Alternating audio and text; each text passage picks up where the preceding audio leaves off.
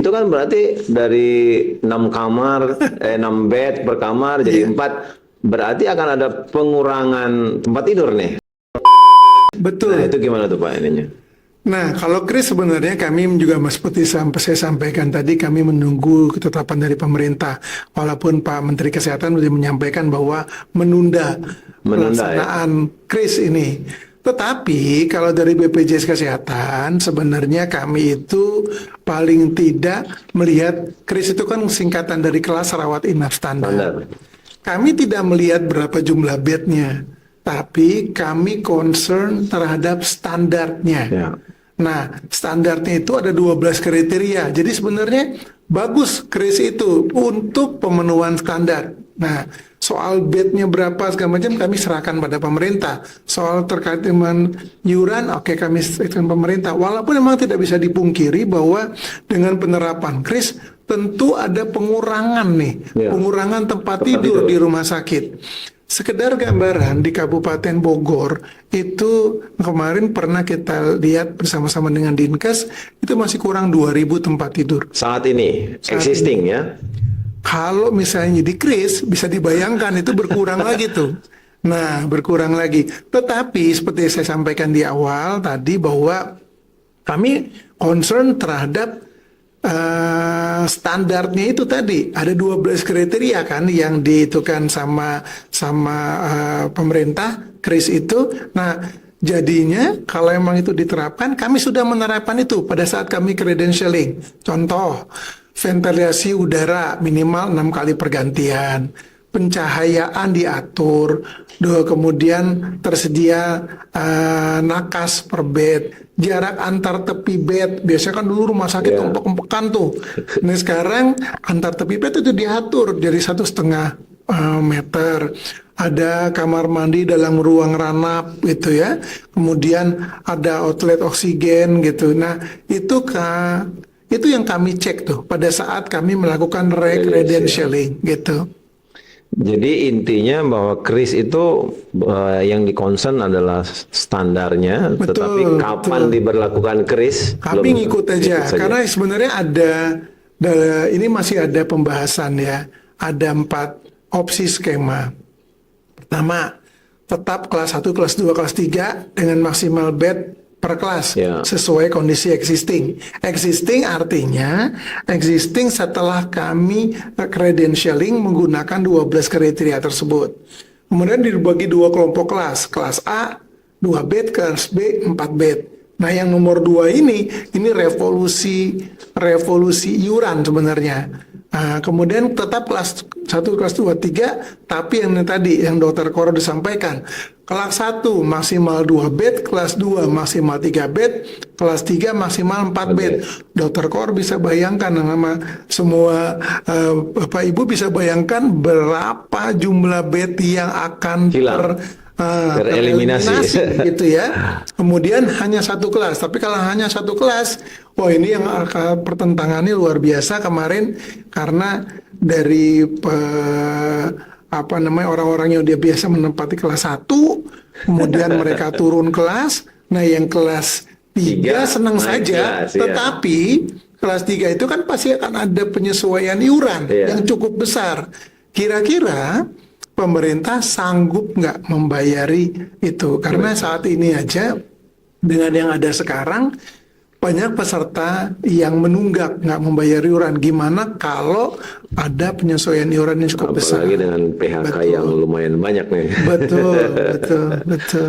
Baik Pak, kita lanjut ke kaitan dengan digitalisasi dan mobile JKN. Kira-kira perkembangan digitalisasi layanan BPJS apakah sudah masif dan diberlakukan di semua paskes atau seperti apa? Ya, jadi kami cukup bangga ya sama digitalisasi di Kabupaten Bogor ini. Jadi kami mau mewajibkan peserta dan terus mendorong peserta untuk menggunakan mobile JKN. Kemudian di rumah sakit kita mendorong antrian online. Kemudian kenapa kita antrian online kita itu kan karena gini, di rumah sakit itu sebenarnya perlu mengatur kuota orang yang berobat. Kenapa orang berobat itu perlu diatur? Karena menurut standar IDI kalau nggak salah ya, yang satu orang itu dilayani 6 menit minimal. Nah, kalau misalnya pesertanya, let's say katakanlah dokternya praktek 5 jam misalnya, maka kalau dia 6 menit itu kan 10. berarti kan hanya kalau 5 60. jam 300 dibagi 6 dia bisa 50 orang ya. Iya. 50 orang gitu. 50 orang. Coba kita bayangkan kemudian ternyata orangnya itu nambah. Maka yang tadinya 6 menit bisa juga 3 menit. Bahkan juga akan sering orang Iya. ngomong, saya kalau itu datang nggak diperiksa Pak, cuman ditanya-tanyain gitu. Nah, kenapa kemudian terjadi hal gitu? Iya, karena memang peserta sendiri tidak komit dengan jadwal. Misalnya, ibu datang hari Senin ya kontrolnya gitu. Jadi kesana udah diatur. Ternyata datangnya hari Selasa gitu. Atau datangnya dia nggak buat kontrol, dia main datang aja ke rumah sakit. Nah, di situ tentunya itu mempengaruhi. Sama juga itu kan pintu masuk ke rumah sakit bisa juga dari rujukan ke FKTP ya. Jadi, nah itulah yang mempengaruhi itu. Makanya kita pun menjaga itu. Belum lagi kalau dari Kementerian Kesehatan sebenarnya udah ngebuat standar maksimal peserta itu mulai dari datang sampai pulang itu 2 jam. 2 jam. Nah, jadi beberapa rumah sakit alhamdulillah nih sekarang ini sudah kurang dari 2 jam, walaupun ada beberapa yang lebih dari 2 jam. Jadi kalau mungkin dulu Bapak Ibu sempat ngalamin antri sendal, antri aqua, botol aqua dijejer-jejer gitu ya, dari pagi datang pulang sore gitu, mau berobat JKN kudu cuti sehari. Nah, itu tidak akan terjadi lagi. Dan alhamdulillah sekarang pun sudah jauh lebih baik. Bahkan rumah sakit pemerintah banyak juga yang sudah di bawah 2 jam gitu. Baik, jadi digitalisasi ini walaupun pada awalnya luar biasa komplainannya, Betul. luar biasa huru-haranya, tapi pelan-pelan memang memberikan dampak yang luar biasa. Ya. Dari sisi ketepatan waktunya dan lain sebagainya, dan mulai dirasakan manfaatnya buat Betul. semua. Betul. Baik, Pak Iwan, ini pertanyaan yang saya kira penting juga saya tanyakan. Kira-kira apa saja sih Pak bentuk keluhan peserta penerima manfaat yang paling sering muncul? Baik, sebenarnya alhamdulillah sekarang ini keluhan-keluhan itu sangat jauh berkurang ya. Dulu yang kita concern itu kita kan udah ngebuat janji layanan gitu. Makanya janji layanan itu pun kita buat berdasarkan keluhan terbanyak. Oke. Saya sebutkan janji layanan. Yang pertama kalau di itu iur biaya tuh sering tuh dulu orang Baik di dimintain, FKTP maupun di Vaskes itu. Kemudian ada pemanfaatan antrian online. Jadi memang rumah sakit mengedukasi itu peserta. Kemudian sikap terhadap peserta. Nah, itu juga dulu juga sering tuh pelayanan yang tidak ramah atau tidak boleh diskriminatif ya. Kemudian setelah itu obat itu tidak boleh diambil di luar atau apa. Kemudian juga yang sering juga itu dulu adalah meminta fotokopi. Jadi kalau dulu orang-orang itu pada bawa kertas kecil tuh isinya fotokopian, rujukan, segala macam. Kalau sekarang karena sudah online segala macam, peserta cukup bawa KTP atau pakai HP aja tunjukin mobil JKN. Udah nggak perlu bawa yang lain gitu. Nah, itulah yang kemudian yang kita lakukan. Nah, itu kita lihat terus tiap bulan ya, kami bersama-sama seluruh bidang terkait dan Vaskes. Biasanya nanti kita lihat Vaskes yang tanda kutip nakal biasanya kita panggil. Maksudnya nakal ya Pak? Artinya gini, sering iur biaya, beli obat, kemudian sering dirujuk, tentunya pasiennya nggak dilayani, langsung dirujuk-rujuk aja. Nah, itu terdata ya Pak ya? Itu terdata. Bisa juga itu memang melalui kan ini, mereka kan bisa mengeluh ya, mengeluh iya. peserta melewat mobile JKN, melewat kantor cabang, melewat apa namanya Pandawa atau lewat WA gitu. Nah, itu kami tindak lanjuti. Terus di rumah sakit kan itu ada juga petugas BPJS Kesehatan. Cuma mohon maaf karena memang kami terbatas, karena rumah sakit ini kan ada jumlahnya 26 rumah sakit ya. 5. Jadi kami sedangkan petugasnya hanya 5, jadi memang mobile tuh. Tetapi di setiap rumah sakit, nah ini yang perlu diketahui, itu ada poster petugas rumah sakit dan petugas BPJS, foto, nama, dan nomor handphone. Itu bisa dihubungi seandainya jika ada kendala.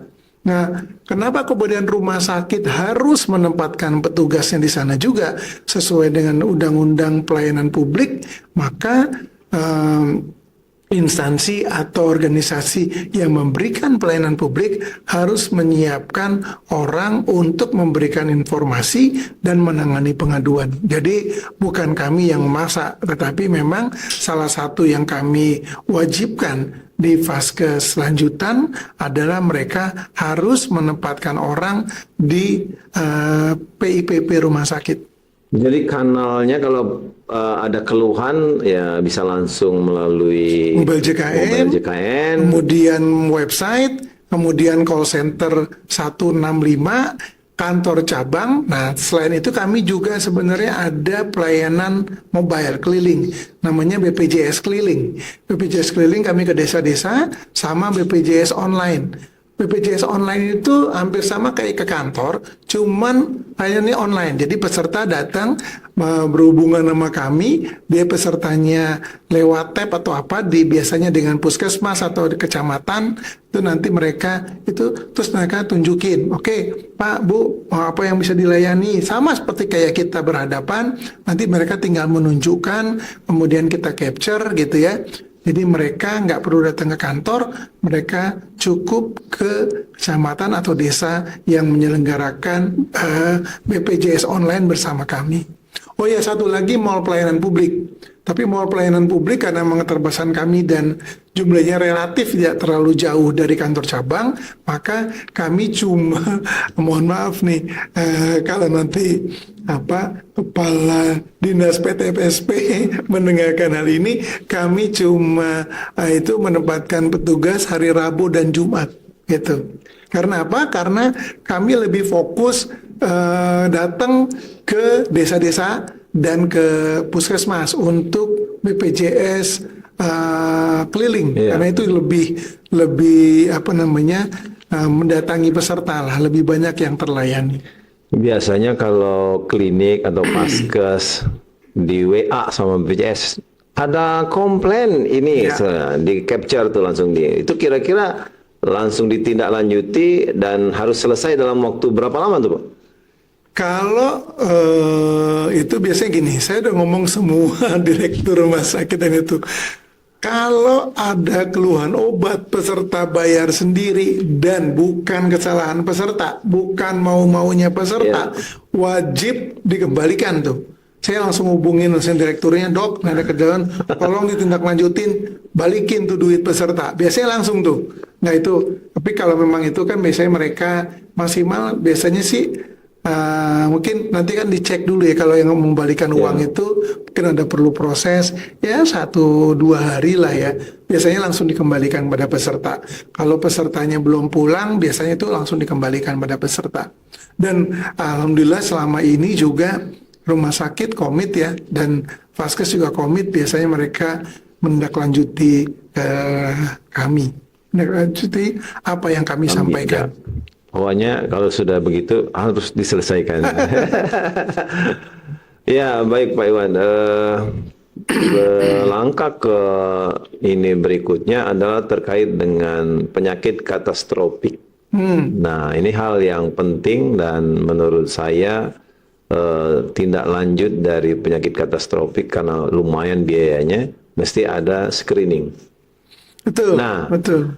sekarang sampai sejauh mana Pak screening kesehatan yang dilakukan oleh Paskes di tingkat pertama dan apa tindak lanjut berikutnya kira-kira?